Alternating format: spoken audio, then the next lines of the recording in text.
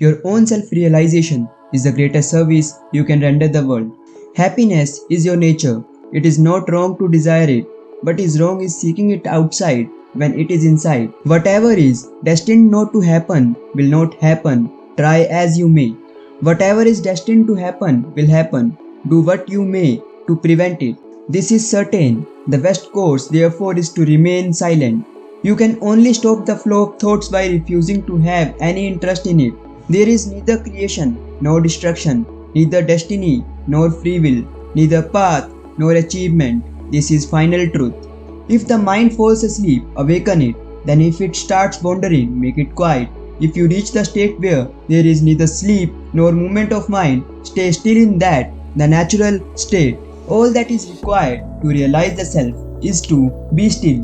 Realization is not acquisition of anything new, nor is it a new faculty. It is only removal of all camouflage. If you go on working with the light available, you will meet your master as he himself will be seeking you. The only useful purpose of the present birth is to turn within and realize the self. Mind your business. Take care of what you came here for. Find the I first and you may afterwards speak of other matters. The pure mind is itself Brahman. It is therefore follows that Brahman is not other than the mind of a sage. The inquiry, who am I, is the principal means to the removal of all misery and attainment of the supreme bliss. You are awareness. Awareness is another name for you. Since you are awareness, there is no need to attain or cultivate it.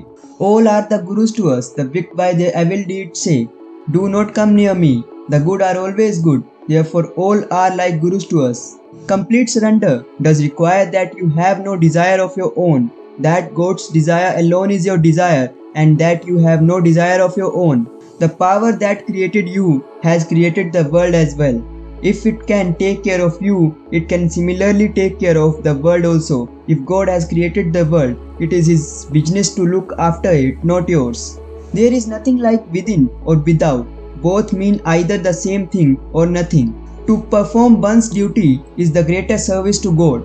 The man who prays, the prayer, and the God to whom he prays all have reality only as manifestations of the self, controlling speech and breath, and diving deep within oneself, like one who, to find a thing that has fallen into water, dives deep down. One must seek out the source whence the aspiring ego springs. The question, who am I, is not really meant to get an answer. The question, who am I, is meant to dissolve the questioner. I do not consider anyone to be my disciple. I have never sought Updesh from anyone, nor do I give ceremonial Updesh. The body is the temple, the Jiva is God. If one worships him with the I am he thought, one will gain release. When the mind, that is subtle, goes out through the brain and the sense organs, the gross names and forms appear. When it stays in the heart, the names and forms disappear. Peace is your natural state. It is your mind that destroys it. Gods and goddesses, merits, demerits, and their fruits, which are likewise anya, other than oneself, objects of attachment, and the knowledge of those objects, all these will lead one to bondage in mighty samsara. If the light of the sun is invisible to the owl, it is only the fault of that bird, not of the sun. The purpose of all illustrations is to direct the seeker's mind towards the one reality underlying them all. Grace is ever present. The only thing necessary is that you surrender to it. There is no doubt that the end of the paths of devotion and the knowledge is one and the same.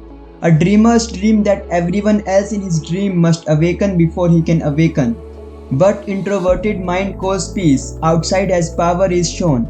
Those who have reached and found this truth, their unity have known. The fruition of this process is samadhi, which yields release, which is the state of unsurpassed bliss. The revered gurus also have said that release is to be gained only by devotion, which is of the nature of reflection on the truth of the self. One can know oneself only with one's own eye of knowledge and not with somebody else. Does he who is Rama require the help of a mirror to know that he is Rama? Action and knowledge are not obstacles to each other.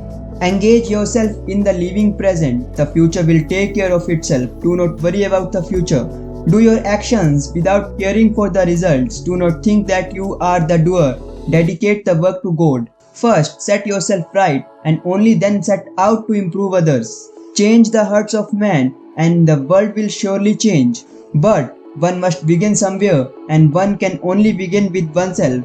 But the mind has to do is not to suggest a reply but to remain quiet so that the true reply can arise. Surrender and all will be well. Throw all responsibility onto God. Do not bear the burden yourself. Did you know your kinsmen before their birth that you should seek to know them after their death? Never mind the mind. If its source is sought, it will vanish leaving the self unaffected. Questioner. Can one read others' mind? Ramana Maharshi, where are others apart from one's own self? Not leaving the self is wisdom.